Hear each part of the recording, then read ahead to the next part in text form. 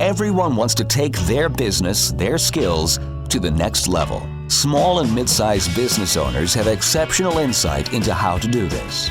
They endure and thrive because they find ways to overcome the challenges that come their way, and they can teach us valuable lessons to apply to our own companies and lives.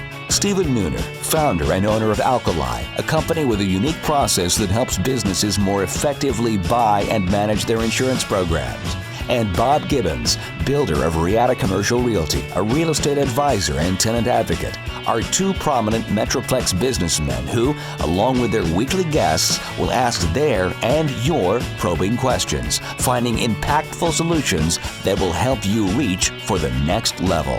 Here are your hosts, Stephen Nooner and Bob Gibbons. Welcome, everyone, to The Next Level, Conversations that Propel Business. I'm your host, Stephen Nooner. And I'm Bob Gibbons. And we've got a great guest for you that Bob's about to introduce. Yeah, our guest today is Robert Bennett. He's the CEO of Culture Map, and it's a digital media company. They're your source for local lifestyle news. They report on things that matter to you most, like events going on in the area, real estate, innovation, travel, and much more. They're in Austin, Dallas, Houston, San Antonio, and Fort Worth, all the major cities in Texas, and they've been around since about 2010. And welcome, Robert. How you doing? Thanks for being with us. Thank you. So we're going to start off. We always like to start off with someone else's wisdom, and today our wisdom is a quote from a coach of mine, actually, Dan Sullivan from the Strategic Coach, and he has a quote that I like a lot. It is, "Always make your future bigger than your past." Always make your future bigger than your past. What do you think he means by that? Well, I thought it was appropriate since we have Culture Map. We have Robert here. I think that for me, it's like people get trapped by everything they've accomplished in their past, and then they're not forward looking.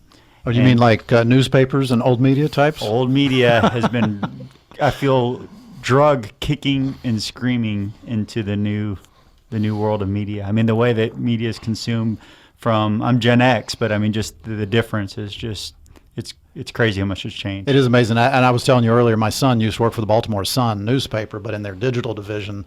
And it was really weird to be in an old media company with a new media division, and it just didn't fit. And they didn't get it. They didn't know how to manage it.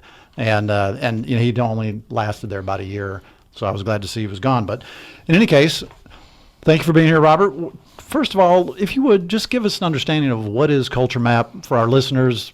Why do they go to Culture Map? What do they see and get when they go there? Yeah, I think that's a great introduction, Bob. Thanks very much.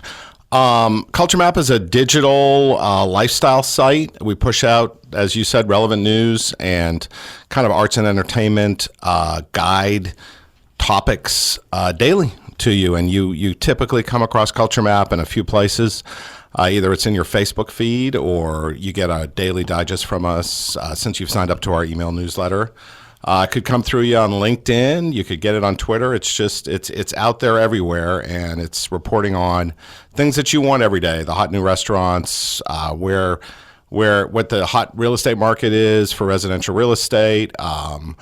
What's at the theater, what's at the ballet, just kind of gives you the city guy that you're looking for every day. Gives you all the really good news that's going on in the city. Who typically, I mean, so it's everywhere, but who do you find typically is your audience? Yeah, it's interesting. And as you said, there's kind of a generational shift associated with how you consume news. There was an interesting fact I read the other day that 30% of the people now in the country get their news off of Facebook, which is like a fascinating, scary topic. It is too. kind of scary, isn't it? It's just like, wow, that's crazy. It's a crazy statistic. I love these factoids. But yeah, so, you know, Culture Map appeals to a younger audience. It appeals to kind of a millennial audience. And again, if you look at the breakdown of local media, you know, it is generational. So, you know, you look at the newspaper is probably something that, you know, if you're young, your grandfather reads. And then if you look at kind of the traditional print media, like the city magazines in a market, it's probably something that your mom reads. But then, you know, what do you read if you're in your 20s or if you're in your 30s,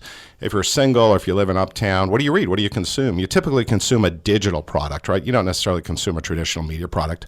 We're the digital product that you consume. We're Culture Map. Culture Map is the digital product that you consume in the places that you consume media, which is, you know, Facebook, on the web, on your phone. So is it a combination of like news, like hard news, as well as all the other things you talked about? Yeah, it's interesting. So we don't report on hard news. We more consider ourselves an arts and entertainment kind of destination, lifestyle.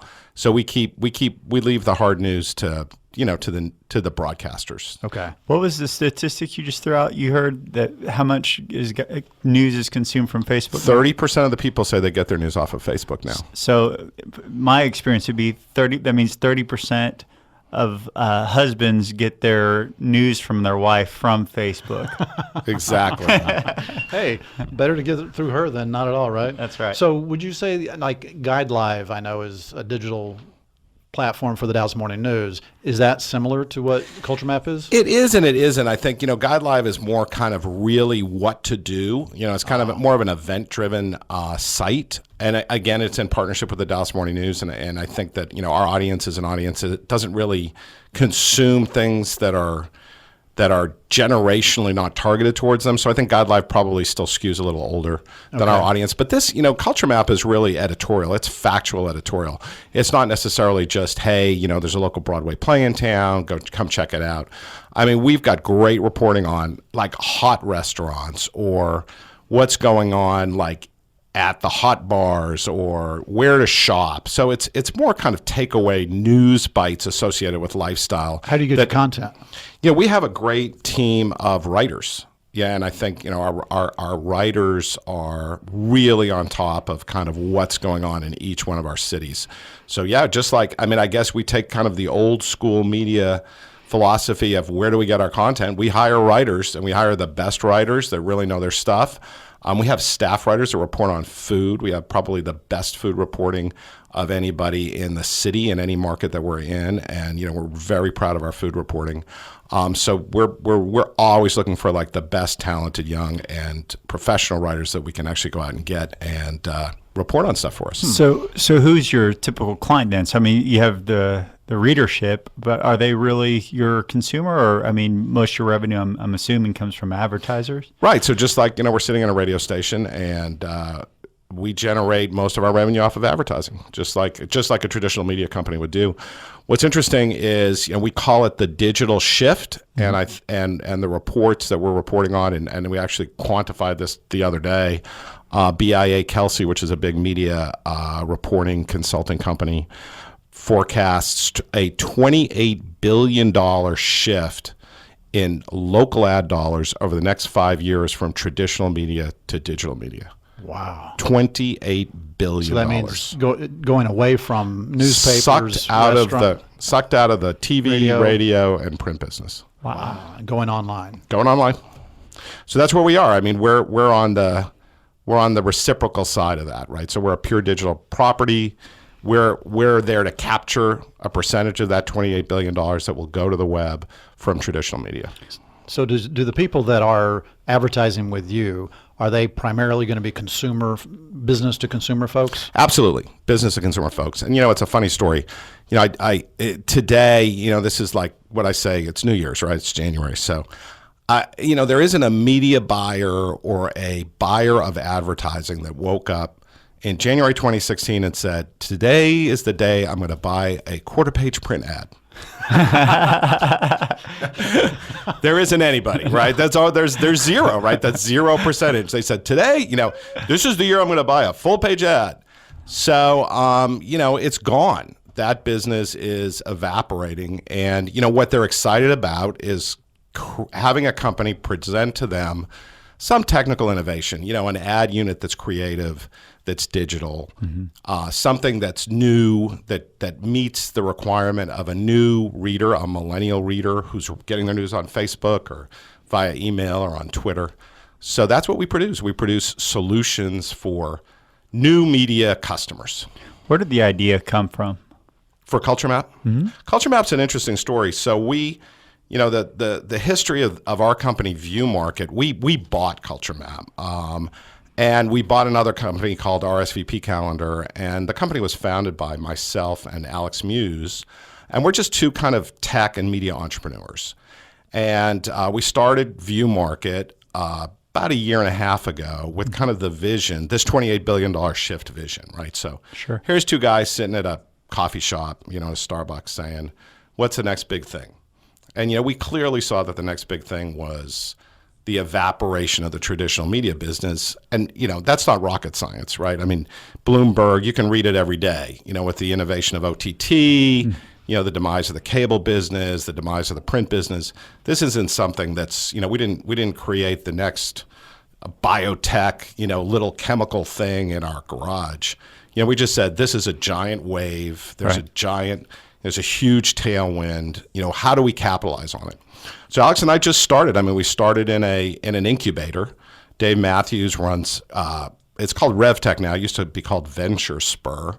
So we really just, it's funny. We sat in 2 cubes down at the old Soft Layer building, and we started it up. And we felt that Culture Map we got an opportunity to buy Culture Map.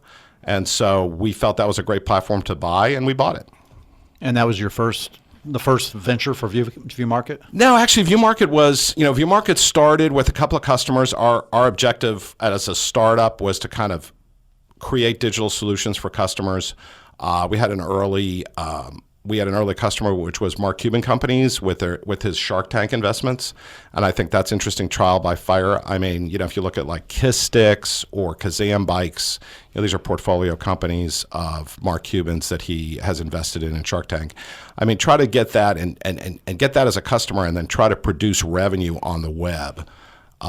In a new digital strategy. So we did that really early. I mean, we got a PhD in kind of digital marketing and digital media by picking up some really early clients and having them task us with the task of how do they sell on the web. So that's how we started. Are any of those clients still with you guys now? Actually not. We evolved. We talk about this radio program. We pivoted, right? So this was a pivot where we felt it was more important for us to control our destiny with a media platform, and Culture Map was an opportunity that we had the opportunity to acquire, so we did that. Interesting. So tell us about RSVP Calendar. You said you'd bought them too. Yeah, so we're very excited about RSVP Calendar. RSVP Calendar was a traditional book, I think, or publishing little newsletter that occurred in Dallas, and it's a very unique property. It was acquired in its print version by Kim Schlegel-Whitman. If you guys know Kim Whitman, she's a dynamo. She's the next Martha Stewart. I mean, she's just wow. She's just everywhere. She's on the coast. She's the editor at large of Southern Living. You can see her on Good Morning America. She's just got 1,000. She's got a book. She's got 3 or 4 books that she's doing. She's got a monogram book out that's just killing it. So we had the opportunity to buy that from her. I think there's just too much stuff for her to manage personally. RSVP Calendar is an online calendar for the socialites in town as well as the event planning business in town. And it's how charitable organizations plan what day of the week and what month they're going to have their balls. Wow. So they don't overlap. Very cool. So they don't overlap. That makes sense. I know. I always wondered how they knew. I love that. And then it's the socialites come on and they plan their social calendar. So it's a community calendar where the socialites plan their social calendar and the event planners plan their events. Well, I remember a few years back, we actually were a part of putting together a event, like a run, for a nonprofit in town that supports cancer. Well, that year, Komen decided to launch a cancer walk on the North Texas campus, and I mean, we definitely same day.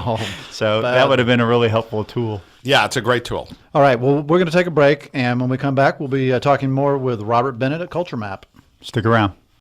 And now, Confessions of a Recovering Landlord. This is Bob Gibbons with Riata Commercial Realty, and I am your recovering landlord.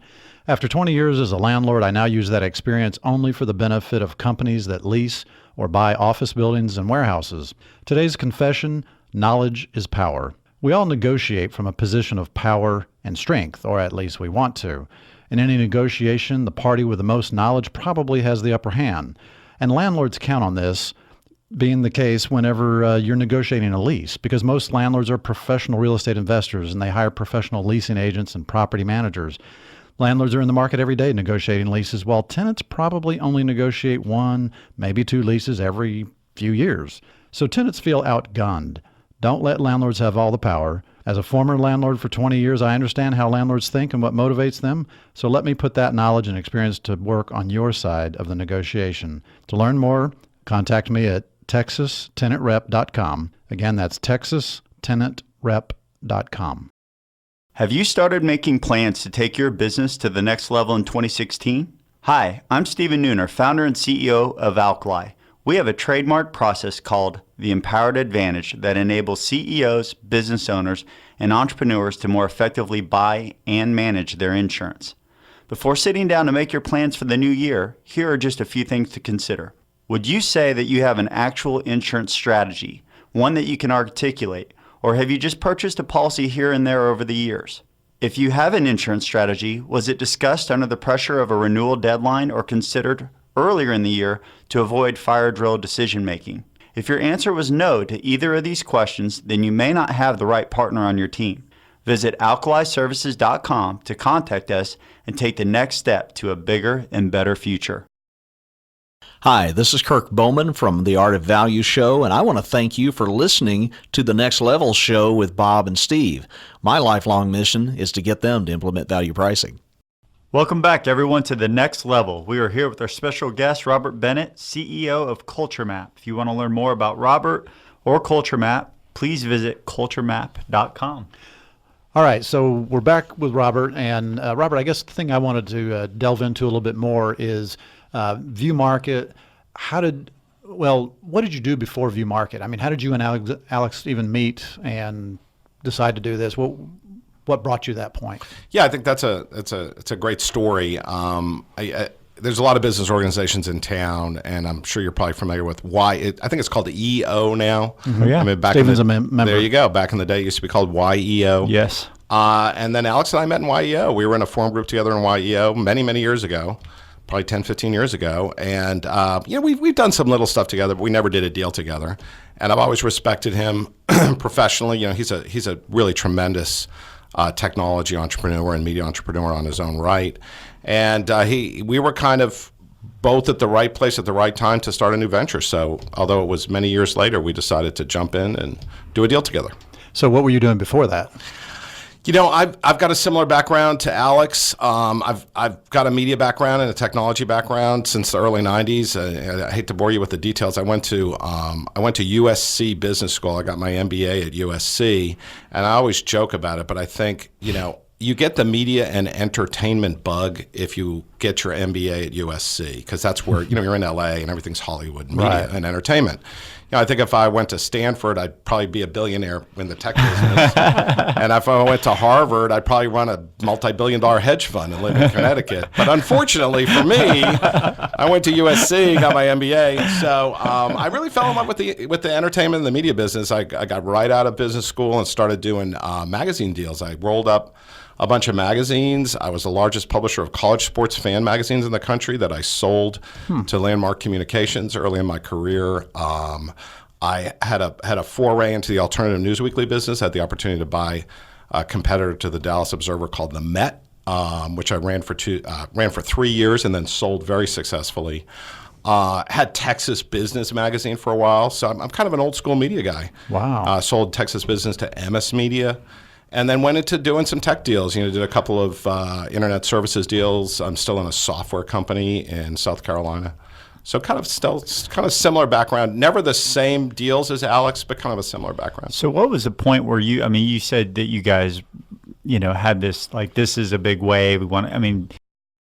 Was that and something you recognized? At what point did you recognize that? Or was it being in it, were you slower to recognize it, you think, than if you were outside? Well, it's funny, and I guess it's Rip Van Winkle, right? I sold out of the print business in the early 2000s. Mm-hmm. I exited every single print thing that I ever owned, like in the early 2000s, because I was convinced that print was gone, right? Mm-hmm. And then to wake up in 2015 and realize that there is like 100% alignment with everybody that wants to buy digital. It was just kind of a revolution. So I don't take the old dogma. I don't look at the old dogma. I got rid of the old print dogma years ago. Yeah. And I just jumped in. That's just an exciting opportunity when you've got billions of dollars of local advertising up for grabs. I don't think there's ever been an opportunity like this in the media business, and there probably never will be. So is there a difference, a significant difference in running a media company like you have now online versus all those print? I mean, other than the fact that you're delivering it through digital versus paper, is running the business really that much different? I think so. I mean, I think it's really dramatically different. I mean, we're producing a lot more volume of content. The content comes out daily, or hourly, or every minute. So it's a completely different animal when you're looking at having a development department, operating a cloud-based CMS system. What does CMS mean? Content management system. All right. So it's a completely different business. But you're still selling ads and still producing content. So there's some similarities. So I'm an EO, and I'm going to be on the board next year, and I'm in Forum, and they always talk about how you can hurt relationships by doing business together and stuff like that. So you guys didn't do any business together; it's just you mutually respected and enjoyed each other, and decided later to do business, right? Yeah, I've been out of YEO for years, and I think so has Alex. I'm now in. Yeah. It's funny. I went to YPO, and now I'm actually in WPO. Oh, okay. That's for old guys. So you're over 50. I'm 52. So YPO, WPO. Yeah. So I mean, I love that opportunity, but we left that Forum group probably 15 years ago. Yeah. So when you guys started working together, I mean, in partnership, what are each other's strengths? You guys do the same things in the firm, or is there? Yeah, so Alex and I have a really great relationship together because he is completely different than I am, and we're completely complementary. Alex is a visionary thinker. Okay. He's truly that tech guy that wakes up at 4:30 in the morning and has got the brilliant idea. I mean, I'm serious. And when you look at his track record, he's got, he created Shop Savvy, which is the largest mobile shopping app in the world. Wow. I mean, he's just a mile a minute, and he created this thing called Fancast, which he sold to Comcast. So when you think of like visionary technologists, Sergey Brin or somebody like that, that's Alex. Alex is that guy. I'm not that guy. I'm more your day-to-day operator, CEO type that runs financial statements and that kind of stuff. So we have completely different. We're very complementary to each other. So completely different skill sets. He makes it up, you make it real. He makes it up, I make it real. That's probably right. Oh, that's right. He makes it up, I make it real. There you go. That is a freebie. That was worth being a guest right there. All right. So knowing that you guys are complementary, that also means that you have a lot of differences. What challenges have you guys had to face in this new media business? Yeah, I mean, it's a rapidly developing and rapidly evolving world, right? So there's 1,000 things you'd like to do every single day, and you can't do them all. It's rolling out a mobile app, rolling out an OTT platform. We do a lot of video, so it's like, how do we aggregate video and roll out an OTT platform? So I think there's the challenges is prioritizing your development team. Our poor little development team. I mean, they've got a code debt that's a mile long. They've got a backlog of stuff that they've got to do. So it's great to have the wish list, but it's really, implementing that in your IT department or in your development department. That's probably the biggest challenge. And what does OTT stand for? Over the top. Over the top. So that's HBO Now. Over the top is getting rid of the cable, cutting the cord. So we have a video platform. Culture Map produces a lot of video. So we've got how do we get video content to you on your television? And that's developing an OTT app, which you can put on Roku or Apple TV, and then you can just get Culture Map. You can get your Culture Map news on your television through a host.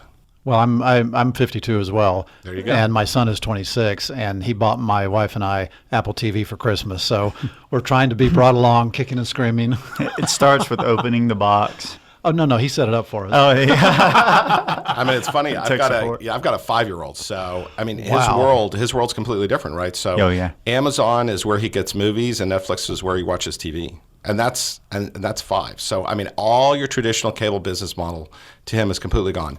He watches YouTube, Netflix, and Amazon, and it's all on a Roku box, and that's his world. Interesting. Completely different. So I heard you say development team. So then, do you do all of your own development in house then? Or? Yeah, we have a custom. We go back to our platform, right? So what's the proprietary nature of Culture Map? Mm-hmm. Culture Map is built on a proprietary content management system, which is custom coded, and we're already creating like unique ad units, like really creative ad units for like a real estate company or or a restaurant, we're developing video, and then how do we deploy that video, or how do we deploy that ad unit? So yeah, we got coders back there. So let's pick up that thread. You're talking about advertisers again. So there's a million ways to advertise on the internet. Right. I mean, I can't even begin to think of all the ways, but what is it about your platform that is going to be better for a business to consumer advertiser than some of the other options out there? Yeah, it's interesting. I don't want to delve too deeply in. I want every secret you I have. know it's going to take me hours. But what we do is it's fascinating. You look at kind of the next generation. People are talking about programmatic ad buying and all this kind of very techie stuff, where like they're gonna run your ad and through this like stock exchange kind of thing, and it's going to be deployed in all these places. It's really tough. I mean, what's really tough about that is the fact that you don't know where your ad's going to land next to. It could land next to content that you don't even want to be aligned with, right? Come on, you guys are professionals. I mean, how would you like to see your banner ad or your video placed against something that's completely against what you believe in Outside as of a your company brand. Yes. or as a person or as an entrepreneur? Yeah. It's horrific. So the horrific nature of programmatic advertising is you don't know where that ad's going. You have no control over it. Culture Map, on the other hand, and this is kind of one of the reasons that we don't even do hard news. I mean, Culture Map is a very friendly place for your advertising message. It's great news content. It's relevant. It's about food or entertainment or lifestyle or the opera. It's feel good reading, and you'd be happy to run your ad right next to our wonderful content. You say lifestyle, though, but for that, some people that in today's world that sets off because Observer has many lifestyle things. You may not want your ad on the last page of it. So is there any filtering on that, or? Yeah, and again, I think lifestyle is probably it is a kind of a challenging world. It's a challenging word today in like political correctness world. Sure. When we think of lifestyle, we think of where to go out to eat. Okay. Right. Not your personal preference in your house. Whatever you mean. So our lifestyle is do you like Mexican food versus Italian food? That could be pretty controversial in some households. All right. So back to the advertiser, though. So give us an idea. What advertisers do you want? I mean, if somebody's listening to this and they're thinking, I'd like to advertise on Culture Map, who is it you want? Well, the big three, obviously for us, which is probably really typical in a media business, is auto, real estate, and liquor. I mean, that's kind of the big three. But really where we're breaking through and really where we're seeing a lot of success is physicians' practices, places like med spa or Botox or weight loss, all that kind of stuff. And again, I think, if you're looking to reach an audience, a young, urban, aspirational audience, we're a great place for you. Interesting. Yeah, I mean, I know there's some print media like the Plano Profile and some other stuff that I see. And if it weren't for all the cosmetic surgeons and dental practices, those things couldn't exist. They're the only advertisers, it seems. Yeah, it's interesting. I mean, I think that's the evolution of the City Magazine business. When you look at the City Magazine business over the years, it's become a directory of lawyers and doctors. Mm-hmm. But we get some of that too, and it's great. Doctors and lawyers need to reach out to customers just like everybody else. So yeah, absolutely. So what's next? Your vision for where Culture Map's going? Right. So we're a young company where we have a vision of growing Culture Map nationally. We kind of look at ourselves as a regional rollout. Just like you look at Chipotle or any kind of regional rollout business. We want to be on every, we want to be in every neighborhood in the country. So we'd like to grow to 20 markets. We think Culture Map's a great brand. We have a very unique voice, and we'd like to get to 20 markets as fast as we can, and we're raising capital to try to do it. So what cities or what type of cities are you going to next most focus on? It's funny. I mean, you look at that and you kind of think Dallas. What looks like Dallas or what looks like Houston in the cities? Atlanta. I mean, everybody says Atlanta, right? So yeah, of course, Atlanta. We'd love to be Atlanta. Certainly Denver, Phoenix, South Florida. Just places that we could feel that we could roll into pretty fast. Great. Well, thank you so much for being our guest today, Robert. We really appreciate it. If you'd like to learn more about Robert, please go to culturemap.com. Get all the content about what your life should look like, even if it doesn't now. Also, you can visit us on nextlevelshow.com, where you can see this and listen to this interview as well as other guests we've had in the past. If you heard something today that you thought maybe someone you should know should hear, please share with others. See you next week. Have a great week. You have been listening to The Next Level, Conversations that Propel Business with Stephen Nooner and Bob Gibbons. Join us every Tuesday at 1:30 p.m. for more prolific conversations that will take your business to the next level.